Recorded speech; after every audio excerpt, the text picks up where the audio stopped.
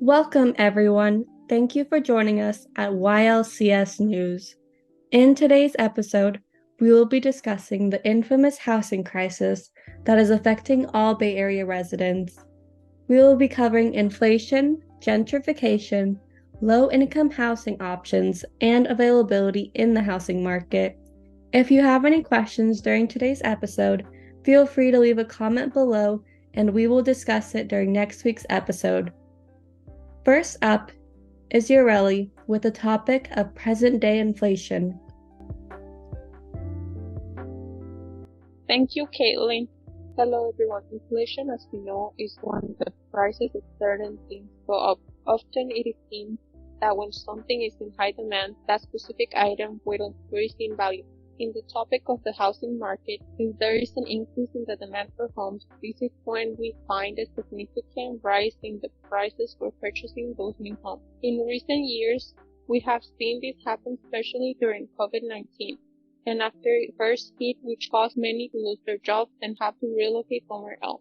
Nationwide website says that the ongoing pandemic has played a leading role in the jump in inflation, as lingering COVID-induced supply chain disruption have made it difficult to find some items while driving up the consumer price.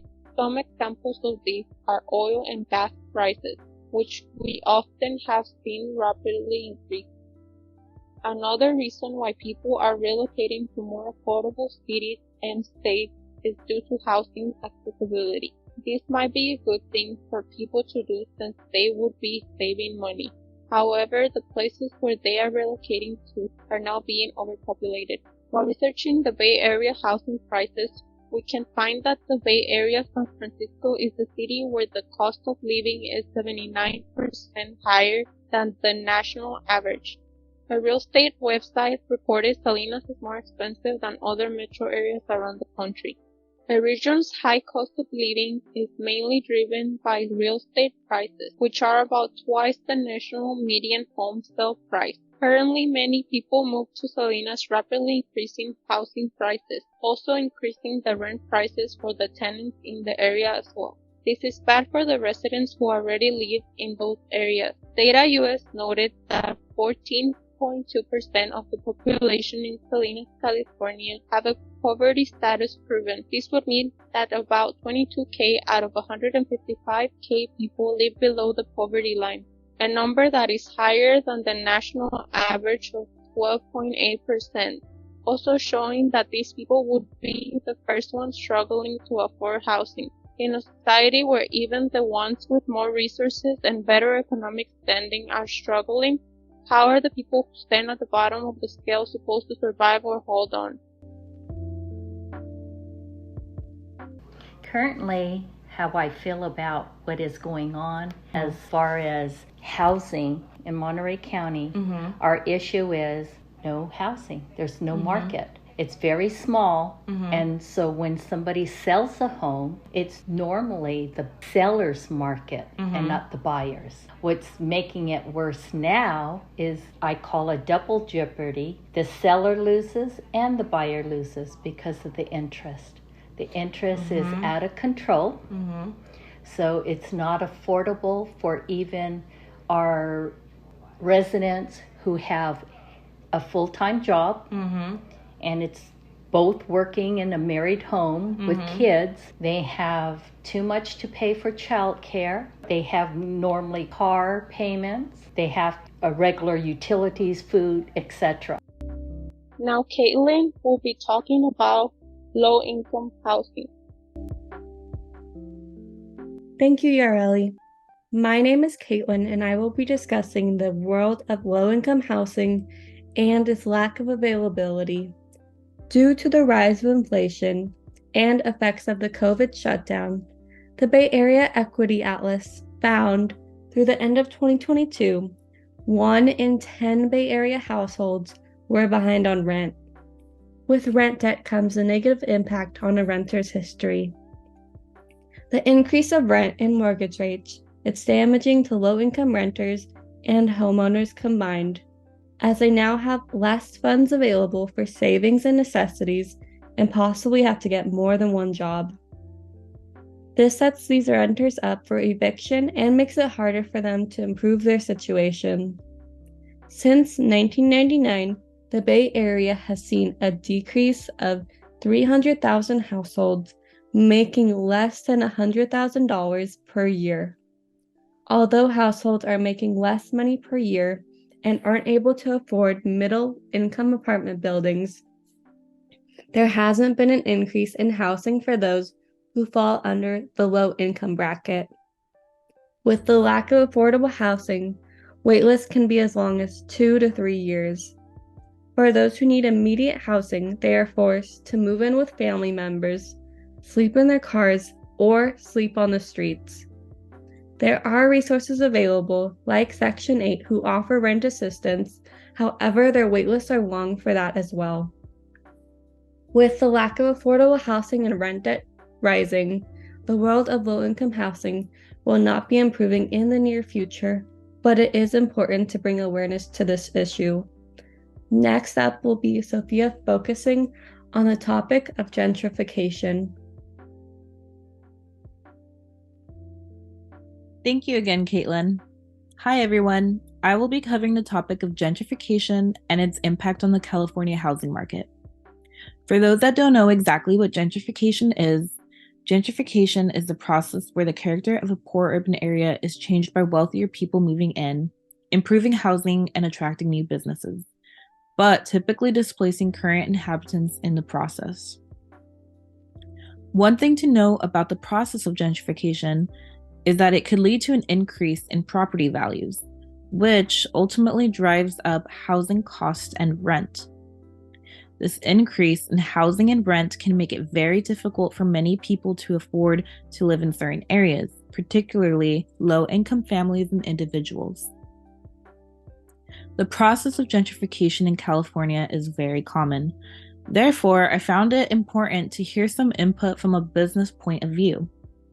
I will now provide a clip from one of the interviewees where I interviewed one of the store managers at a Costco wholesale. Costco is known to be a large, successful grocery company, catering to thousands of individuals all over the world, constantly opening up new stores and branching out, attracting new communities. Therefore, I felt it was important to hear what a manager had to say, who has worked with the company for nearly 20 years, about a possible new Costco opening up in the South County region of Monterey County. Can you share insights into the role of developers and real estate investors in the process of gentrification and the impact on the housing market? Yeah, I think there's companies out there, large companies that see opportunity in California with the pricing going up, purchasing kind of fixer-uppers or lower income housing and turning it around into more of an upscale communities. Especially in San Francisco, like the worst east side is now worth triple, if not 4 times, because they've bought the houses in that area and they've just improved it and made it more of a luxurious home. So I have a side question. Being a manager that's worked in a company, really popular, there's been talk about opening another building in our region, in Salinas region. Do you think if they were to open another grocery building, would it impact the houses surrounded by that store? I think it would raise the value of the houses. Yeah. In that community, So, like, for example, I'll just say that there's potential rumors about one being in Soledad, which is relatively known to be more cheaper houses. Yeah. Do you think if they were to expand in Soledad, the houses in that area would increase? I think so. Yeah. Because it's more convenient.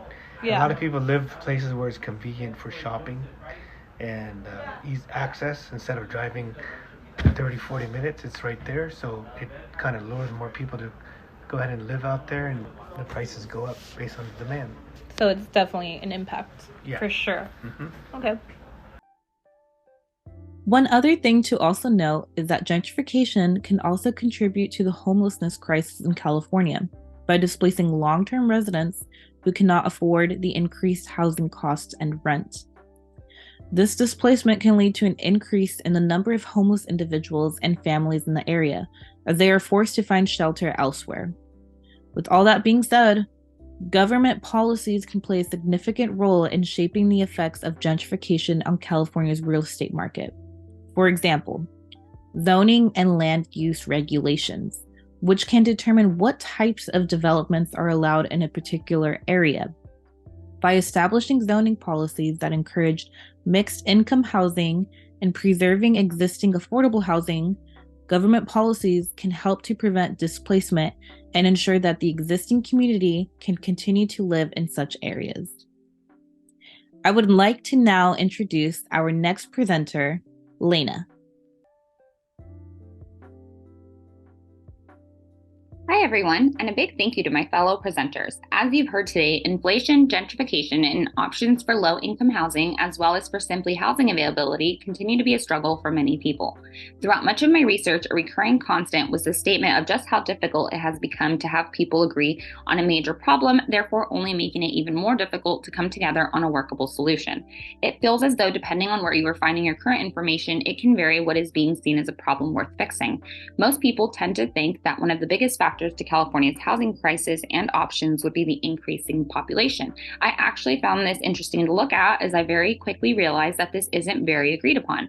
Over the last 10 years, we have seen a population increase of about 6.7%, but Cap Radio reported that California's population has actually declined for the first time in recorded history. Between 2020 and 2023, we had a population decrease in the state of about 800,000, while still taking into account that most people moving are in-state. There are other factors being taken into consideration as well, such as the lowest birth rates in our state's history and, of course, sadly, death rates. With so many individuals not being able to afford the cost of living, even with recent increases in minimum wage, it isn't surprising that there has also been a rising number in homelessness. It has actually been very difficult to keep an actual record of the state's population, as even more difficult to keep an accurate number of those in the unhoused community as it continues to grow. And that is while only being able to track numbers of individuals who interact with homeless services. So with such minimal availability of options for housing, the problem looks to only continue. While following rental prices in California, and more specifically the Bay Area, San Francisco remains one of the most expensive cities to rent in the United States, which was reported by Cal Matters. Silicon Valley is still the fourth most competitive rental market in California, while having East and North Bay be the least competitive. It has been noted that one of the contributors of in-state migration is the lower cost of living in central areas such as the Valley, Lodi, Sacramento, and Stockton. Housing market availability for purchase in general, though, is rather slim, with houses that are available currently being listed at what is now considered the median price of around $800,000, while it is double the previous median price of around $437,000. Of course, the necessary requirements in order to be qualified to purchase, most people are still not in a position to attain, or even in a position to be able to save up money while also being able to afford to live. Some would see its solution in options such as new housing and increasing affordable housing options, but this just doesn't seem realistic. Across all of my research, there does seem to be an agreement that it is just not possible to keep up with demands in population while keeping up with the increase for cost in production and also finding qualified candidates to acquire these residencies.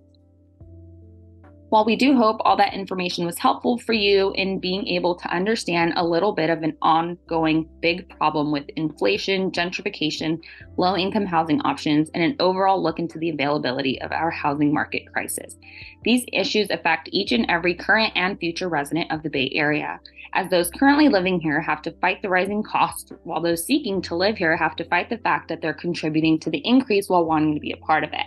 The living market in 2023 is difficult enough for individuals to face that it feels unfair that having a place to live is the cost of being able to afford to live.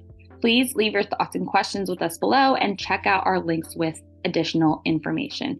Thank you. Our amazing team responsible for this episode consisted of Sophia Rodriguez, our lead interviewer, Yarely Lara, our audio editor, Piccardo, our narrative editor, and Leyna Norris, our lead researcher. Each person involved spent ample time on their part, and this episode wouldn't be possible without them. Thank you everyone for your hard work and dedication to providing awareness to these housing issues. Also, thank you to our listeners and have a great day.